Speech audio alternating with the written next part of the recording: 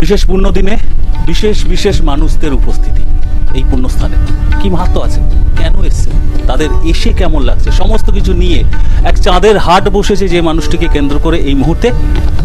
ঋতুপর্ণা সেনগুপ্ত, পরিচয় দেওয়ার কিছু নেই, সিম্পলি এখানে এসে কেমন লাগছে একটু ঋতুদি। লাগছে, তপন দা অনেক দিন ধরে বলেছিলেন আমাকে যে খুব ভালো পুজো হয় এখানে, এবং উনি তো মায়ের ভক্ত এবং আমরা সবাই মায়ের ভক্ত, তাই আজকে খুব বিশেষ দিন। তপন দা কতদিন হলো? 24 বছর। তো আজকে বিশেষ পুণ্যতিথি, ওই জন্য আমার মনে হলো যে আমরা সবাই এসে আশীর্বাদ নিই মার। এবং তপন দা অত্যন্ত একজন ভালো মানুষ এবং মানুষের জন্য ভাবেন, মানুষের সেবার জন্য, এবং ঈশ্বরের কাছে সবার ভালো হয় যায় যার জন্য, সেটার জন্যই প্রার্থনা করেন।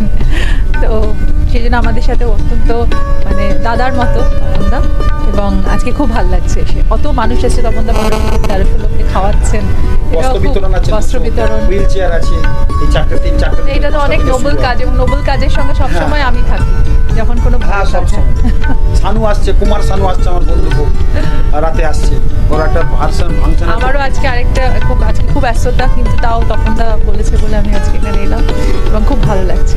আপনার ভাষায় তপনদাকে এই গৃহ মন্দিরে এইভাবে সাধক পূজারী রূপে দেখে, তার এই ভূমিকাটা দেখে আপনার কেমন লাগছে? খুবই ভালো লাগছে। সাধক মানুষ তো সবাই হতে পারে না, তাদের মধ্যে কিছু বিশেষ পাওয়ার থাকে, তারাই সাধক মানুষ হতে পারে। আমি একটু বাড়িতেও গেছি, আমার বাড়িতেও তপনদা গেছেন, এবং তপনদার সাথে আমাদের অনেক দিনের সম্পর্ক।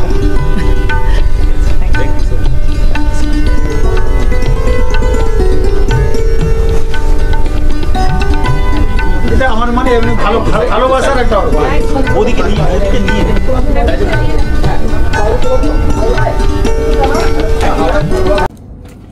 নমস্কার, আমি সমীর চক্রবর্তী বলছি।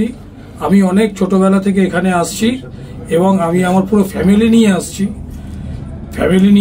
আমি আমার 2 ছেলে এবং আমার ওয়াইফকে নিয়ে এসেছি, এবং শাস্ত্রীজির কাছে আসার পর আমি যেগুলোর ব্যাপারে এসেছি, যে সমস্ত সমস্যাতে আমি ফেস করছিলাম, সেই সমস্যা আস্তে আস্তে সমস্ত কিছু সমাধান হয়ে গেছে।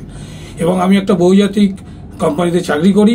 মাঝখানে আমি ওনার কাছে এসেছিলাম, ভেবেছিলাম হয়তো ছেড়ে দেবো, কিন্তু উনি আমাকে ফুল গাইড করেছে যে ছাড়বি না, তুই ঠিক দেখবি এই জায়গা থেকে আরো উন্নতি হবি, এবং তাই হয়েছি। শাস্ত্রীজি যেটা বলে সেটা অক্ষরে অক্ষরে সত্য হয়। কাজেই আপনাদের সবাইকে বলছি, আমি যেভাবে উপকার পেয়েছি সেইভাবে আপনারাও আসবেন, উপকার পাবেন। এবং আমার 2 ছেলেকে নিয়ে আমি এসেছি। একজন বিটেক করে চাকরি পেয়ে গেছে, আর একজন WBCS এর অফিসার র্যাঙ্কেও চাকরি পেয়েছে, এবং আগামী দিনে ওরা আরো উন্নতি করবে।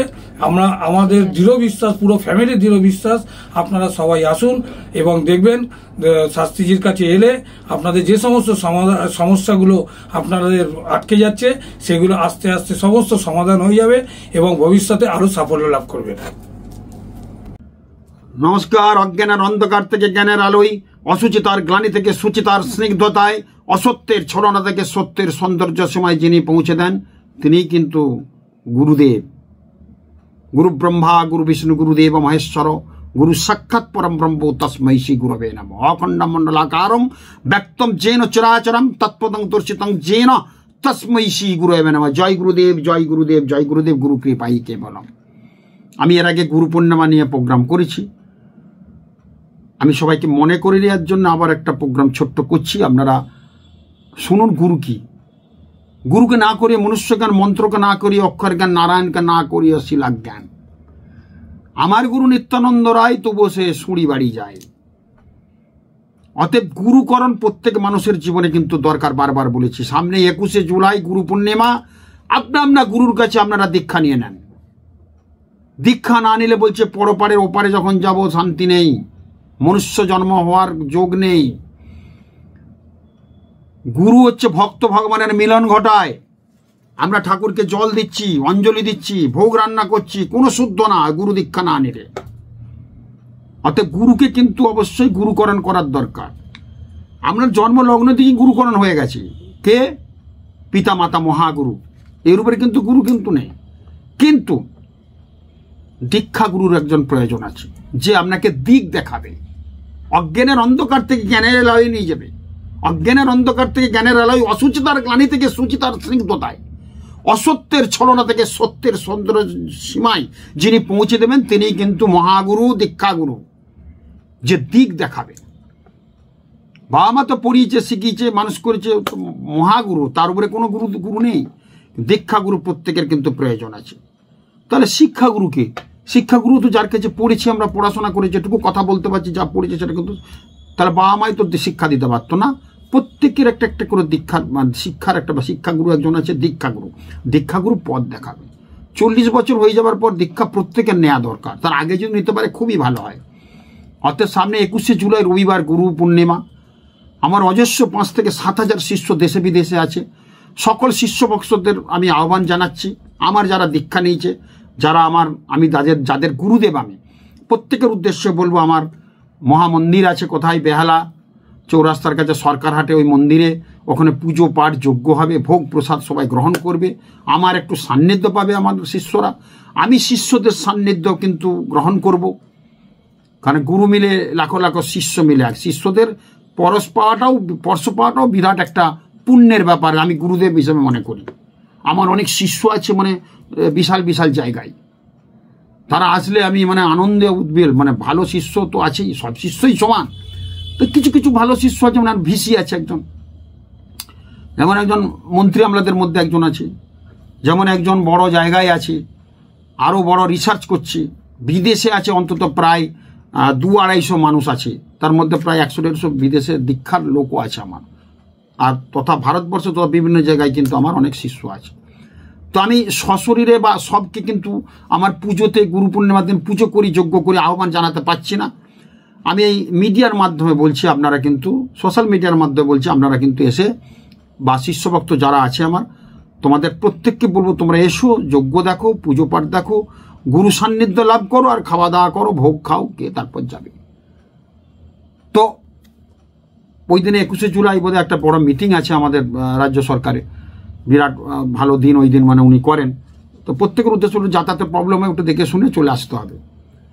তো গুরুকে বলছে, যদি গুরুর কাছাকাছি থাকে তাহলে ডেলি গুরুকে বলছে দর্শন করতে, তার ফল কিন্তু সুদূর প্রসারী।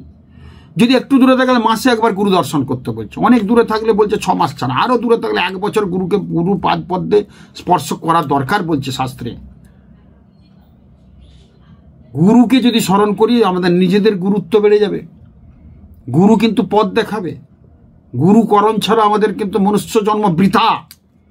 শ্রীরামকৃষ্ণদেব কি ছিলেন, মহাপুরুষ, উনি কিন্তু দীক্ষা নিয়েছিলেন তোতাপুরের থেকে। বিবেকানন্দ আর পারলেন না, একদম সরগলি খণ্ডলম মম শিরেশি মণ্ডলম দেহি পদ পারল, রামকৃষ্ণ পায়ে পড়ে গেলেন, বিলেকে দীক্ষা দিলেন শ্রীরামকৃষ্ণ স্বয়ং। কি প্রয়োজন ছিল? অত যত ঋষি মহারষি আচ্ছা আচ্ছা লোক দেখবেন আছেন, দীক্ষা কিন্তু আছেই, গুরুদেব তাদের কিন্তু একটা আছেই। সে যেই গুরুদেব হোক, আপনার গুরুর কাছে বলবো নিজের কুলগুরি, বাবা কাকা জেঠা দাদু যে দীক্ষা নিয়েছিল তাদের বংশের কোনো গুরুকুলের সন্তানের থেকে দীক্ষা নিতে আমি সবসময় বলবো। অনেকের বংশ নেই, এরপর আপনি মন মিশন আছে, বা যাকে আপনার ইচ্ছা জাগবে, মনে হবে যে একে গুরু করলে ভালো হবে, বা মনে যাতে জাগবে, একটা স্বপ্নে পেয়ে যাবেন, বা মনের মধ্যে একটা জাগবে, আপনার জাগ্রতনিষ্ঠ হবে, আপনি কিন্তু তার থেকে যে তাকে বলুন সেই গুরুদেবকে যে আমি দীক্ষা নেব। অর্থাৎ দীক্ষা নিলে কিন্তু মন প্রাণ দেহের মধ্যে পবিত্রতা আসে। দীক্ষা আমাদের ভগবানের কাছাকাছি নিয়ে যেতে সাহায্য করে। দীক্ষা হচ্ছে ভক্ত ভগবানের মিলন ঘটায়। আমি ভগবানকে কি বলে রাখবো? গুরুদেব শেখাবে, গুরুর মন্ত্র দেবে, সেই মন্ত্র জপের মাধ্যমে ভগবান আমার সুপ্রসন্ন হবে, আমার মাথার উপরে উনি থাকবেন। আমরা যখন যজ্ঞ করি বৈদিক মতে কাঠ ঘি দিই, কাঠ না হলে জ্বলবে কি রকম? কাঠটা তো লাগবে, তার সঙ্গে ঘি দিতে হবে। এই কাঠটা বলছে গুরুদেব। অতএব গুরুকে সঙ্গে করে কিন্তু রাখতে হবে। আমি এর আগে এক্সাম্পল দিয়েছিলাম, শ্রীকৃষ্ণ এই নারায়ণের কাছে নারদ গেছে একবার কৈলাসে। তো নারদ সবসময় তো নালিশ করতে নিয়ে যায়, সর্বঘাটের কাঁঠালি গলা নারদ বাবা জীবন। নারায়ণ নারায়ণ করে গেছে, নালিশ টালিশ যা যে কথা বলার বলেছে। তারপর নারদ চলে গেল, নারায়ণ লক্ষ্মীকে বলছে ওই জায়গাটা গোবর জল দাও। বলে সে কি, তোমার এত বড় ভক্ত নারদ, তাকে গোবর জল দিতে বলে না? ওর দীক্ষা হয়নি এখনো। দীক্ষা না নিলে এই জায়গা অপবিত্র, গোবর জল দিয়ে পরিষ্কার করতে বলো। অর্থাৎ দেখো দীক্ষার কি প্রয়োজনীয়তা আছে। আর গুরু মোক্ষ লাভ করাবে, গুরু পথ দেখাবে। প্রত্যেকের উদ্দেশ্যে বলবো আপনারা কিন্তু গুরু দীক্ষাটা নিয়ে নেন। দেখুন, দীক্ষার কিছু খরচা নেই, কিচ্ছু নেই। গুরু একটা মন্ত্র দেবে, সেটা জপ করবেন। আর গুরুকে মনুষ্য জ্ঞান না করে রাখতে বলছে। গুরুকে না করিয়ে মনুষ্য জ্ঞান, মন্ত্রকে না করিয়ে অক্ষর জ্ঞান, আর নারায়ণকে না করিয়া শিলা জ্ঞান। মানেটা কি? গুরুকে বলছে মনুষ্য জ্ঞান করতে, গুরু হচ্ছে ব্রহ্মা বিষ্ণু মহেশ্বরের সঙ্গে তুলনা করছি। মন্ত্রকে না করি অক্ষর জ্ঞান, মন্ত্র লেখা আছে না, সে মন্ত্র অক্ষর জ্ঞান না করতে বলছে, মন্ত্রটাই ভাবতে বলছে। আর নারায়ণ শিলা আছে, ওই নারায়ণ শিলাটা যেটা আছে ওটা শিলা ভাবা চলবে না, ওখানে নারায়ণ রূপেই কিন্তু পুজো করতে হবে। অতএব শাস্ত্রে এটা বলছে। ছোট্ট কথাই বললাম, আমার যজ্ঞ হচ্ছে, সমস্ত শিষ্য ভক্তদের বলবো আমার যজ্ঞে আসতে, গুরু সান্নিধ্য পেতে। আমিও আমার গুরুদেব সান্নিধ্য পাই।